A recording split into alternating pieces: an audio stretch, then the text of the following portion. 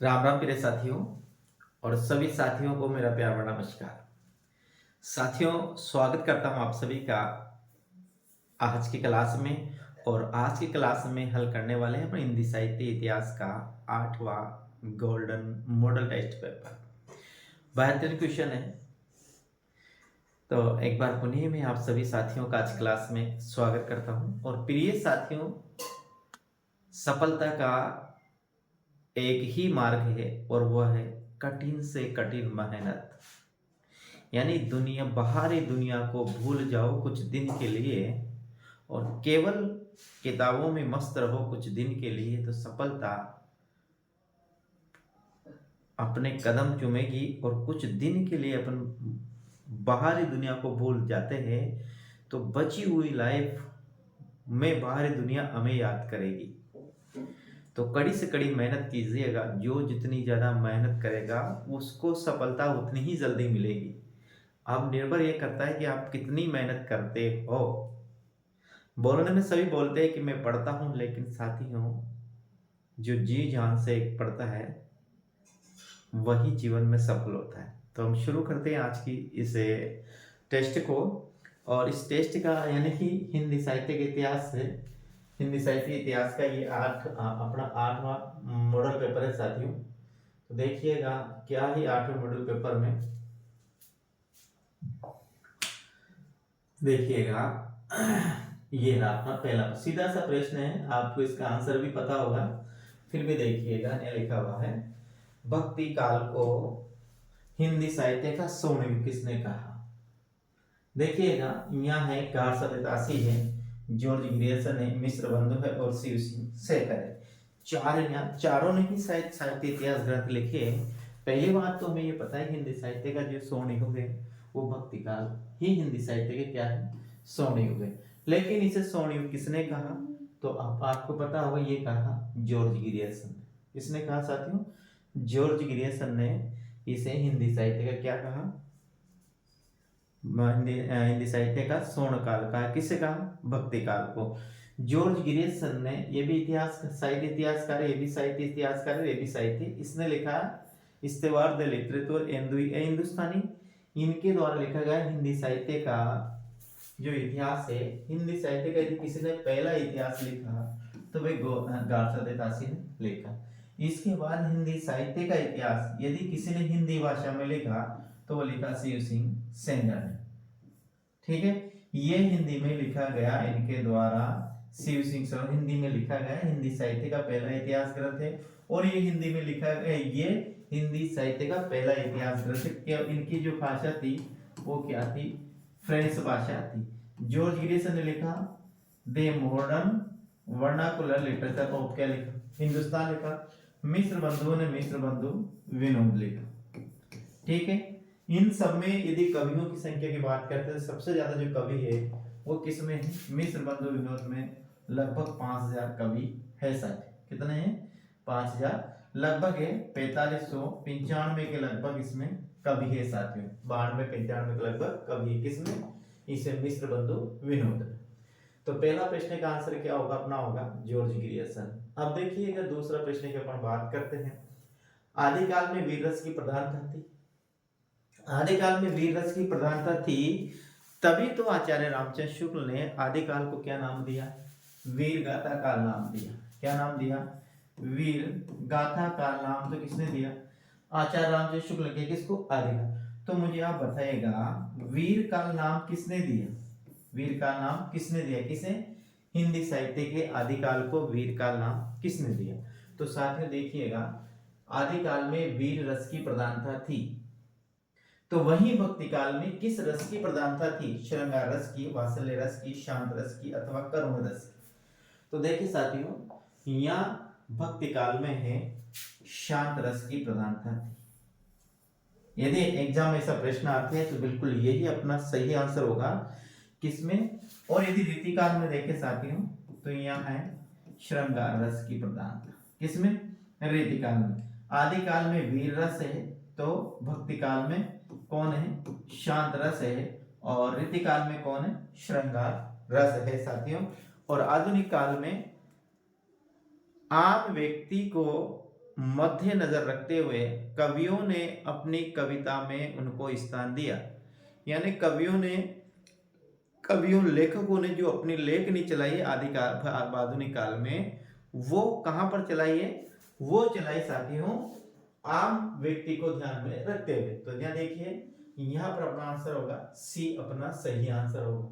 इसके बाद अपन बात करते हैं, अपने पास आता है तीसरा प्रश्न कि भक्ति काल के उपनाम के संबंध में कौन सा कथन सही है। भक्ति काल के उपनाम के संबंध में यदि हम सही कथनों के बारे में विचार करते हैं तो बताइए यहाँ किसने क्या कहा भक्ति काल को। पहला आने आता है पहला भारतीय नवजागरण काल, डॉक्टर बच्चन सिंह ने। लोक जागरण काल राम विलास शर्मा, लोक जागरण हजारी प्रसाद द्विवेदी और स्वर्ण युग जॉर्ज गिरियर्सन। क्या होगा अपना इसमें सही आंसर? देखिए साथियों, यहाँ पर हम सही आंसर की बात करते हैं तो यहाँ ई, ये अपना ई इसमें सभी है। यानी इसे पहला जो भारतीय नवजागरण काल का किसको? भक्ति काल को डॉक्टर बच्चन सिंह ने कहा। इसे लोक जागरण काल कहा तो डॉक्टर रामविलास शर्मा ने कहा। इसे लोक जागरण कहा तो ये कहा साथियों हजारी प्रसाद द्विवेदी ने। और इसे स्वर्ण युग कहा वह कहा जॉर्ज गिरियर्सन ने। ये आपको सभी ध्यान में रखना है। ये भक्ति काल के उपनाम है। पहला भारतीय नवजागरण काल, लोक जागरण काल, लोक जागरण और स्वर्ण युग, ये जितने भी है ये सभी क्या है? सुमिलित है। आपको इनको ध्यान में रखना है। अगला प्रश्न की बात करते हैं, भक्ति आंदोलन के उद्भव के कारणों में कौन सा कथन सही है। अब देखिए, भक्ति आंदोलन के उद्भव के विषय में अलग अलग विद्वानों ने अलग अलग राह दी। कोई इसे मुस्लिम आक्रमण का परिणाम मानते हैं तो कोई ईसाई धर्म का परिणाम मानते हैं साथियों, कोई पुरातन भारतीय संस्कृति को इसका परिणाम मानते हैं। को इस प्रकार से देखा जाए तो भक्ति काल के उदय के संबंध में सभी साहित्य इतिहासकार का अलग अलग मत है। फिर भी यदि सर्वमान्य मत अनुसार देखा जाए तो भक्ति काल परंपरा से चली आ रही हुई परंपरा है। यानी कि भक्ति काल की उत्पत्ति दक्षिणी भारत में होती है और इससे उत्पन्न भक्ति काल की दक्षिण भारत में उत्पत्ति होती है। तो इसे जो उत्पन्न करने वाले हैं वो आलवार संत है। कौन है? आलवार और नयनमार जो संत है ये तो आपने पढ़ा होगा। नयनमार जो संत है ये आपने पढ़ा होगा। तो यहाँ देखिए, मुस्लिम आक्रमण के परिणाम स्वरूप भक्ति काल की उत्पत्ति ऐसा कहना है। कैसा? आचार्य रामचंद्र शुक्ल का ईसाई मत की देन है। जॉर्ज गिरियर्सन, वेबर और किथ ने भक्ति आंदोलन को या किसका? ईसाई मत की देन माना है। किसने? जॉर्ज गिरियर्सन ने, वेबर और किथ ने।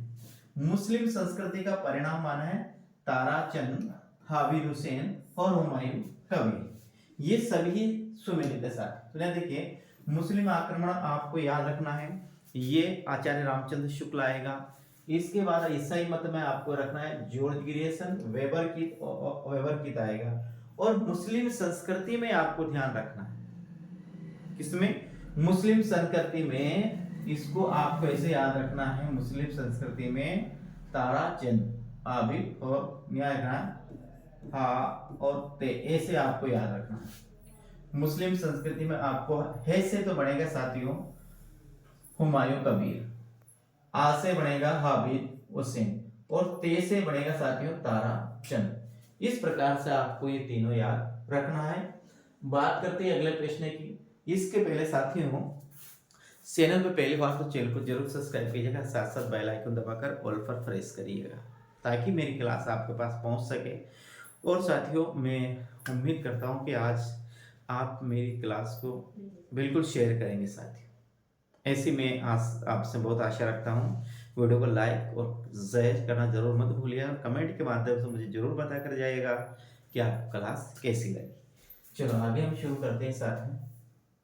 अगला अपना आता है पांचवा प्रश्न। अभी पांचवा प्रश्न के बारे में पढ़ने बात करेंगे। फिर भी देखिए, अगर इस्लाम नहीं आया होता तो भी ये साहित्य बारे आना वैसा ही होता जैसा आज ही है। यदि इस्लाम नहीं आया होता तो भी ये साहित्य बारे आना वैसा ही होता जैसा आज ही है। ये जो साहित्य कथन है किसके द्वारा कहा गया है? तो मेरे साथियों यदि हम इसकी बात करते हैं, यदि इस्लाम नहीं आया होता तो ये साहित्य बारे आना वैसा ही होता जैसा ये आज है, यानी जैसा पहले था वैसा आज है, यानी सेम टू सेम बारे आने का मतलब है सत्य। तो ये कथन किसका है? आचार्य जयप्रसाद द्विवेदी का है, आचार्य महावीर प्रसाद द्विवेदी का, आचार्य सोहनलाल द्विवेदी का, या फिर आचार्य रामचंद्र शुक्ल का। यदि साथियों हम बात करते हैं तो यहाँ पर जो अपना आंसर होगा आचार्य जयप्रसाद द्विवेदी ने ऐसा कहा है। किसके? भक्ति आंदोलन के विषय में और उसके साहित्य के विषय में। ये बारे आना, ये शब्द आपको ध्यान रखना है, जहां बारे आना में आपको डायरेक्ट आचार्य प्रसाद द्विवेदी लगाना है, ये आपको ध्यान में रखना है मेरे साथियों। आगे हम बात करते हैं, प्रश्न नंबर अपना आता है छठा। भक्ति आंदोलन का उद्भव कहाँ हुआ? उत्तर भारत, दक्षिण भारत, पश्चिम भारत या पूर्वी भारत? देखिए, भक्ति आंदोलन का उद्भव कहाँ हुआ, ये है। तो भक्ति आंदोलन का उद्भव हुआ साथियों दक्षिणी भारत में हुआ। किसमें हुआ? और ये जाता है किसमें? वैष्णव संतों, और वैष्णव संतों को दक्षिण भारत में आलवार कहा जाता है। क्या कहा जाता है? आलवार। आलवार किसे? वैष्णव, जो विष्णु के जो उपासक है उनको वैष्णव कहा जाता है। और जो वैष्णव को लिए शब्द जो दक्षिण भारत में प्रयोग किया जाता है वो किया जाता है क्या? आलवार। आलवार का अर्थ होता है भगवान विष्णु की उपासना करने वाले जो भक्त होते हैं उनको आलवार कहा जाता है। और एक होता है नायनवार, यानी कि जो भगवान शिव के उपासक होते हैं उनको नायनवार कहा जाता है। तो यहाँ पर ध्यान रखना है, भक्ति का जो उद्भव हुआ वो हुआ दक्षिणी भारत में, यानी कि बी अपना सही आंसर है। आपने एक प्रसिद्ध उक्ति भी सुनी होगी कि भक्ति उपजी दरवड़ी, उत्तर लाए रामानंद, प्रगट कियो कबीर सप्तदीप नवखंड। ये उक्ति आपने पढ़ी होगी क्या? भक्ति उपजी दरवड़ी, उत्तर लाए रामानंद, प्रगट कियो कबीर सप्तदीप नवखंड। ये जो पंक्तियां हैं ये भक्ति काल के विषय में डॉक्टर सत्येंद्र द्वारा साथियों सत्येंद्र नाथ द्वारा ये पंक्तियां कही गई है शायद। अब आगे हम बात करते हैं। प्रश्न नंबर आता है अपना सातवां। आलवार और नायनमार किस भाषा के शब्द है? देखिएगा, बहुत अच्छा प्रश्न है। तमिल, तेलुगु, कन्नड़ या उड़िया, इसमें से कौन सी भाषा का शब्द है साथियों? एक आलवार है और एक नायनवार है। ये शब्द है ये किस भाषा का शब्द है साथियों? एक देखो, एक तमिल दे रखा है, एक तेलुगु दे रखा है, एक कन्नड़ है और एक उड़िया है। इन भाषाओं में से अब बताएगा क्या आएगा अपना आंसर। यदि हम आंसर की बात करते हैं तो ये दोनों शब्द है आलवार और नायनमार, ये साथियों तमिल भाषा के शब्द हैं। किसके है ध्यान रखना, ये तमिल भाषा के शब्द है। आलवार संत को, यानी कि जो वैष्णव भक्त होते हैं उन वैष्णव भक्तों को तमिल भाषा में आलवार कहा जाता है, और जो शिव होते हैं, शिव का मतलब भगवान शिव की उपासना करने वाले होते हैं, उनको नायनवार कहा जाता है। ये अपन को ध्यान में रखना है साथियों, ठीक है। आगे हम बात करते हैं अगला प्रश्न की। तो अगला प्रश्न है अपने निम्न में से सुमेलित कीजिए। बहुत बेहतरीन प्रश्न है आज के क्लास के, बहुत ही बेहतरीन। अब आप ये मुझे कमेंट के माध्यम से जरूर बताना है कि आपको कितने प्रश्न इस समय शायद कौन सा प्रश्न आपको ठीक नहीं लगा, कौन सा सबसे बेहतरीन लगा। मेरे हिसाब से सभी प्रश्न बिल्कुल बेहतरीन प्रश्न हैं। देखिएगा, सुमेर आलवार संतों की संख्या 12, नाथों की संख्या 9, सिद्धों की संख्या 84 या उपरोक्त सभी। सुमेलित बताना है, इसमें सुमेलित कौन सा है। तो देखिए साथियों, यहाँ पर सुमेलित की बात करते हैं तो सभी सुमेलित ही है।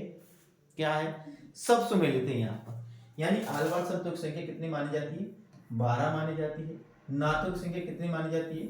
9 मानी जाती है। तो सिद्धों की संख्या कितनी मानी जाती है? 84 मानी जाती है साथियों। याद रखना, नाथ पद के प्रवर्तक आपको पता होगा कौन है? गोरखनाथ है। और गोरखनाथ के गुरु का नाम क्या है? मच्छेंद्र नाथ है। और मच्छेंद्र के गुरु का नाम है जलंधर नाथ है साथियों, ये आपको पता है। सिद्ध साहित्य के प्रवर्तक कौन है? सरहप्पा सिद्ध साहित्य के प्रवर्तक है। सरहप्पा सेज यान के प्रवर्तक है। सरहप्पा पंचमकार के प्रवर्तक है। सरहप्पा को हिंदी का पहला कवि माना, प्रथम कवि माना जाता है। ये अपन को ध्यान में रखना है साथियों, ठीक है। अगला प्रश्न की हम बात करते हैं, दक्षिण भारत की मीरा किसे कहा जाता है? किसे कहा जाता है? सैजोबाई, दयाबाई, अंडाल, मीराबाई। तो देखिए दक्षिणी भारत की मीरा कहा जाता है, वो अंडाल को कहा जाता है। इनका कहीं कहीं नाम साथियों आंडाल भी मिलता है। तो याद रखना, ये जो नाइनवार जो संत है, आलवार जो संत है, आलवार संतों में एक कवियत्री थी आंडाल नाम की, इसे ही दक्षिण भारत की मीरा कहा जाता है। जैसे उत्तर भारत की मीरा मीरा को कहा जाता है, राजस्थान की मीरा मीरा को कहा जाता है। तो ये जो मीरा जो, हाँ, उत्तर भारत में भक्ति में जो मीरा को जो स्थान प्राप्त है हिंदी साहित्य में, कृष्ण काव्यधारा में, वही स्थान दक्षिण भारत में अंडाल को प्राप्त है। इसलिए अंडाल को दक्षिण भारत की मीरा कहा जाता है, आपको ध्यान में रखना है। और ये किन संतों में आती है? ये आती है साथियों आलवार संतों में। किन में? आलवार संतों में इसकी गणना की जाती है। ठीक है, अगला प्रश्न अपने पास आता है, आलवार संत के पदों का संकलन किस नाम से मिलता है? बहुत अच्छा प्रश्न है, 10वां प्रश्न है। देखिए आलवार संतों के पदों का संकलन किस नाम से मिलता है? दिव्य प्रबंध, दिव्य प्रबंधम, दिव्य प्रबंधम शीर्षक, श्रावकाचार या छंदमाला। बताइए 10वां प्रश्न के अपना आंसर की बात करते हैं तो अपना आंसर क्या होगा साथियों? 10वां प्रश्न का आंसर होगा अपना, देखिए दिव्य प्रबंधम, दिव्य प्रबंधम शीर्षक। तो आलवार संतों का जो पदों का जो संकलन किया है, फॉर्म जो मिलता है, वो मिलता है दिव्य प्रबंधम शीर्षक नाम से। आलवार संतों के पदों का संग्रह मिलता है, संकलन मिलता है। और वो किस नाम से मिलता है? तो आपको याद रखना है, दिव्य प्रबंधम शीर्षक से मिलता है। ठीक है, तो अपना आंसर नहीं क्या होगा? बी अपना सही आंसर होगा। आलवार संतों के पदों का संकलन जिस नाम से मिलता है वह नाम है दिव्य प्रबंधम शीर्षक। ये ध्यान रखना है साथियों आपको। आगे हम बात करते हैं, प्रश्न नंबर 11 आता है, भक्ति के आद्य आचार्य माने जाते हैं, भक्ति के पहले आचार्य माने जाते हैं रामानंद, रामानुजाचार्य, राघवानंद या वल्लभाचार्य या अनुत्तरित उत्तर। भक्ति अध्ययन की पहले, भक्ति के पहले आचार्य कौन माने जाते हैं? तो यहाँ पर यदि हम इसके आंसर की बात करते हैं साथियों, तो भक्ति के पहले आचार्य माने जाते हैं रामानुजाचार्य। ये अपना सही आंसर होगा। ध्यान रखना, भक्ति के आद्य आचार्य माने जाते हैं, तो ये आंसर होगा रामानुजाचार्य। क्या आंसर होगा? ध्यान में रखना है, भक्ति के आद्य आचार्य माने जाते हैं रामानुजाचार्य, आपको ध्यान में रखना है मेरे साथी। आगे हम बात करते हैं, प्रश्न नंबर 12, भक्ति काल का विभाजन किसके द्वारा किया गया? बहुत अच्छा प्रश्न है, भक्ति काल का विभाजन किसके द्वारा किया गया है? प्रश्न नंबर 12 है। प्रश्न नंबर 12 की हम बात करते हैं, भक्ति काल का विभाजन किसके द्वारा किया गया? यहाँ देखिएगा, विश्वनाथ प्रसाद मिश्र है, हजारी प्रसाद दिवे, आचार्य रामचंद्र शुक्ल है, डॉक्टर नगेंद्र है। तो बताइएगा भक्ति काल का विभाजन किसके द्वारा किया गया? तो साथियों यहाँ पर यदि आंसर की अपने इसकी बात करते हैं ना, तो ये आंसर होगा अपना आचार्य रामचंद्र शुक्ल ने भक्ति काल का विभाजन किया। और भक्ति काल को किन किन में भक्ति काल को बांटा है? देखिए इसको, भक्ति काल को यदि हम बात करते हैं तो भक्ति काल में देखिए यहाँ पर साथियों, भक्ति काल में एक आती है सगुण काव्यधारा, एक आती है निर्गुण काव्यधारा और एक आती है सगुण काव्यधारा। ध्यान समझने की कोशिश कीजिए। एक बात करते हैं हम सगुण काव्य धारा और एक आती है निर्गुण काव्य धारा। इन दो धारा में, निर्गुण काव्य धारा, इन दो धाराओं में भक्ति काल को विभाजित किया है। दोनों को फिर दाखिल देखिए, पहले लिखते हैं अपन यहाँ निर्गुण काव्य धारा। क्या लिखते हैं? निर्गुण काव्य धारा। फिर लिखते हैं सगुण काव्य धारा। अब देखिए, निर्गुण काव्य धारा को पुनः दो भाग विभाजित किया गया। पहली है यहाँ पर साथियों संत काव्य धारा, संत काव्य धारा, और एक है सूफी काव्य धारा। कौन सी है? सूफी काव्य धारा। इधर बात करते हैं साथियों, तो यहाँ पहले आती है राम काव्य धारा, राम काव्य धारा, और एक आती है कृष्ण काव्य धारा। ऐसे इसको चार भाग में विभाजित किया। संत काव्य धारा के प्रतिनिधि कवि है साथियों, तो वो कबीर माने जाते। कौन? कबीर। सूफी काव्य धारा के प्रतिनिधि कवि साथियों जायसी माने जाते हैं। कौन सी? जायसी। राम काव्यधारा का प्रतिनिधित्व कवि साथियों कौन? तुलसीदास को प्रतिनिधि कवि माना जाता है। कृष्ण काव्यधारा की बात करते थे माने जाते साथियों सूरदास को कृष्ण काव्यधारा का प्रतिनिधि कवि माना जाता है, ये आपको ध्यान में रखना है। यहाँ पर बात करते साथियों इसमें तो यहाँ पर शांत रस की प्रधानता है, यहाँ पर श्रृंगार रस की प्रधानता है, इसकी यहाँ पर भी शांत रस की प्रधानता है, और यहाँ पर साथियों कौन से वात्सल्य रस की प्रधानता है, कौन सी वात्सल्य रस की प्रधानता है। यहाँ पर बात करते ये भाषा इनकी सदोगुणी भाषा है, यानी साधु संतों की उत्पत्ति में विकसित भाषा को सदोगुणी भाषा कहा जाता है। सूफी काव्य की भाषा साथियों अवधी भाषा है, क्या है? अवधी भाषा है। राम काव्यधारा की साथियों अवधि है, अवधी भाषा है, साथ में ब्रज का प्रयोग भी हुआ। जिसकी बात करते हैं ये साथियों इस काव्य की भाषा ब्रज भाषा है, क्या है? ब्रज भाषा है। यहाँ काव्य लिखा गया साथियों मुक्तक लिखा गया, यहाँ काव्य लिखा है साथियों प्रबंध लिखा गया, यहाँ काव्य में प्रबंध भी आएगा और मुक्तक भी आएगा, और यहाँ काव्य लिखा गया मुक्तक काव्य लिखा गया। तो ये जो विभाजन किया गया ये आचार्य रामचंद्र शुक्ल द्वारा विभाजन किया गया है। आगे हम बात करते हैं, देखिए निम्न में से किस काव्यधारा का विकास सर्वप्रथम हुआ? निर्गुण ज्ञानाश्री काव्यधारा, निर्गुण प्रेमाश्री काव्यधारा, राम भक्ति काव्यधारा, कृष्ण भक्ति काव्यधारा। जो अभी अपन ने पढ़ा है कि भक्ति काल का विभाजन आचार्य रामचंद्र शुक्ल द्वारा किया गया, ठीक है। ये दोनों धारा तो आएंगे किसमें? निर्गुण काव्यधारा में। किसमें? निर्गुण में आएगी, और ये दोनों आएगी साथियों सगुण। किसमें आएगी? और ये विभाजन किया है किसने किया? आचार्य शुक्ल ने ये विभाजन किया, किसका? भक्ति काल का। लेकिन ये जो चार काव्यधारा है, इन चार काव्यधाराओं में से वो पहले काव्यधारा का नाम बताना है जो सर्वप्रथम उत्पन्न हुई है। तो यदि हम उसकी बात करते हैं तो यहाँ पर जो अपना आंसर होगा वो निर्गुण ज्ञानाश्री काव्यधारा, यानी पहली ज्ञानाश्री काव्यधारा आएगी, फिर प्रेमाश्री काव्यधारा आएगी, फिर आएगी राम भक्ति काव्यधारा, फिर आएगी कृष्ण भक्ति काव्यधारा। ये अपन को ध्यान में रखना है साथियों आप, ठीक है। बढ़ते हैं अपन आगे अगले प्रश्न की ओर। निर्गुण ज्ञानाश्री काव्यधारा को आलोचकों ने भिन्न भिन्न नामों से संबोधित किया है, सुमिलित कीजिए। निर्गुण काव्यधारा को विद्वानों ने अलग अलग नाम दिया है, अब इनको अपन को सुमिलित करना है। इसमें कौन सुमिलित है कौन सुमिलित नहीं है साथियों बताएगा मुझे, आप आंसर दीजिएगा। निर्गुण ज्ञानाश्री काव्यधारा नाम दिया आचार्य रामचंद्र शुक्ल ने, निर्गुण भक्ति काव्यधारा आचार्य प्रसाद द्विवेदी ने, संत काव्यधारा गणपति चंद्रगुप्त ने, संत काव्य और एक और नाम है संत काव्य रामकुमार वर्मा, यानी संत काव्य गणपति चंद्रगुप्त ने भी कहा है क्या? तो ध्यान यहाँ पर अपना आंसर है ई, यानी सभी ये सुमिलित है। अब यहाँ पर आपको ध्यान रखना है, निर्गुण काव्यधारा जो नाम दिया निर्गुण ज्ञानाश्री, शब्द को पकड़िए और ध्यान रखिए, पहले आएगा निर्गुण फिर आएगा ज्ञानाश्री, तो ये आचार्य रामचंद्र शुक्ल ने कहा है। यदि पहले निर्गुण और निर्गुण के बाद आता है भक्ति, निर्गुण भक्ति काव्य, तो ये जो भक्ति जो शब्द प्रयोग किया ये आचार्य प्रसाद द्विवेदी ने किया।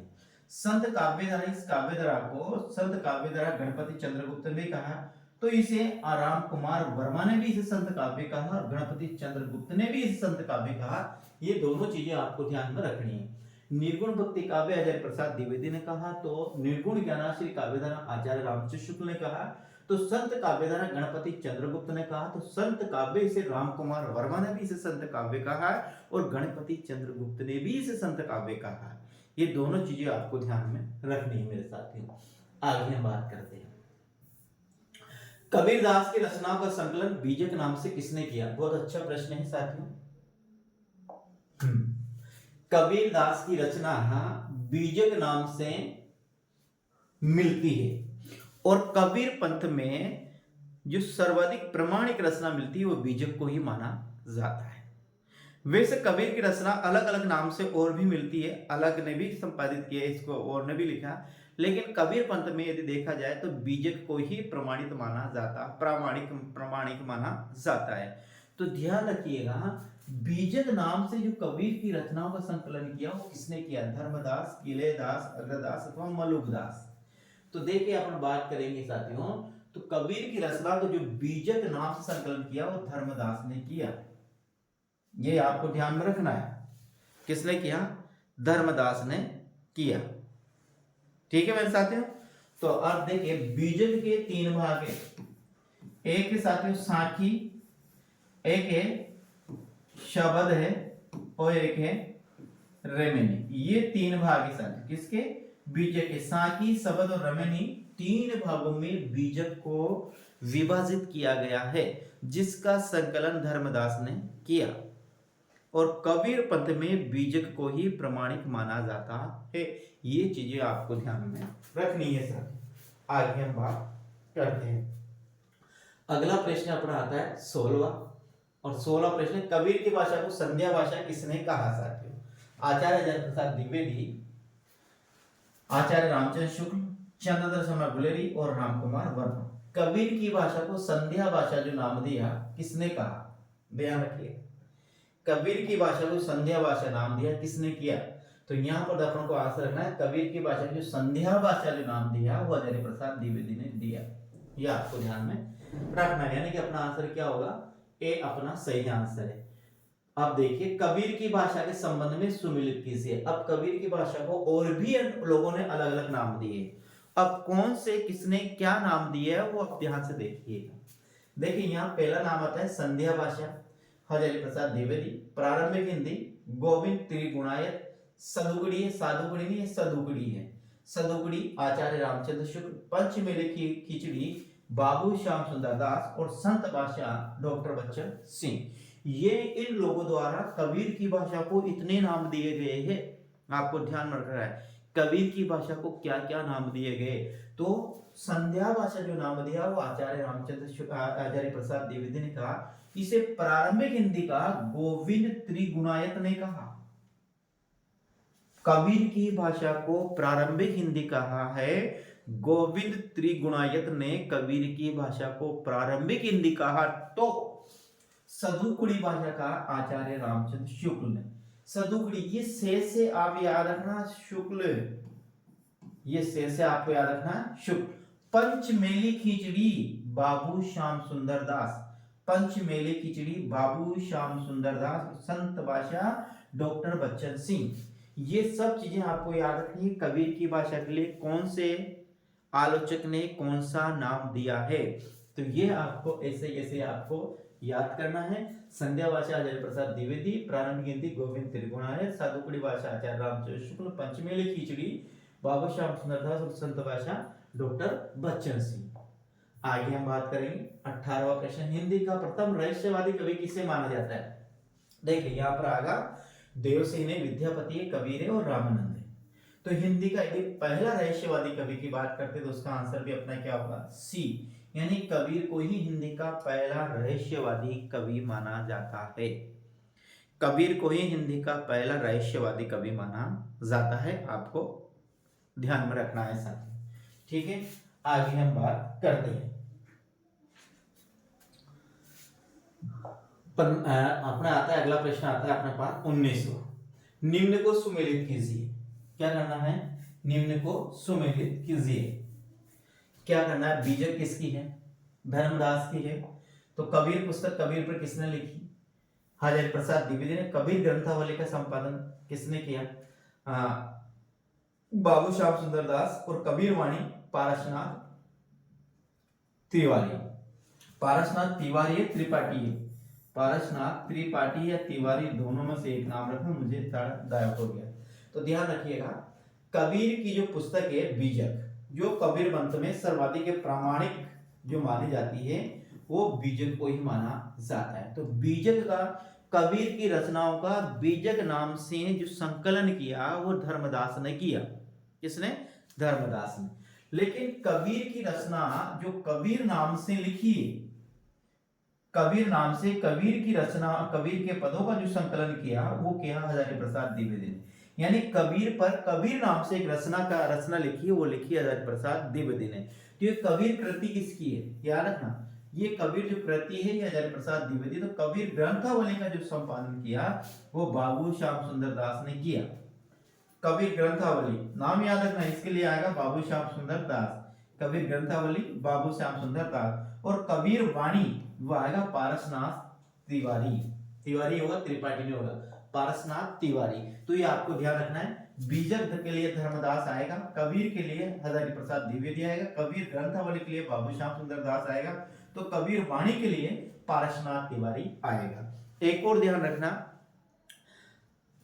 आचार्य हजारी प्रसाद द्विवेदी ने कबीर को भाषा का तानाशाह अर्थात वाणी का डिक्टेटर कहा है। ये भी याद रखना। किसने? हजारी प्रसाद द्विवेदी ने कबीर को भाषा का तानाशाह कहा अर्थात वाणी का डिक्टेटर कहा। किसने कहा? तो ध्यान रखना, कबीर को भाषा का तानाशाह वाणी का डिक्टेटर किसने कहा? तो आपको ध्यान रखना है, ये कहा हजारी प्रसाद द्विवेदी ने। किसने कहा साथियों? ये कहा हजारी प्रसाद द्विवेदी ने। अब आगे हम बात करते हैं। तो ये अपने शायद आज 19 प्रश्न थे।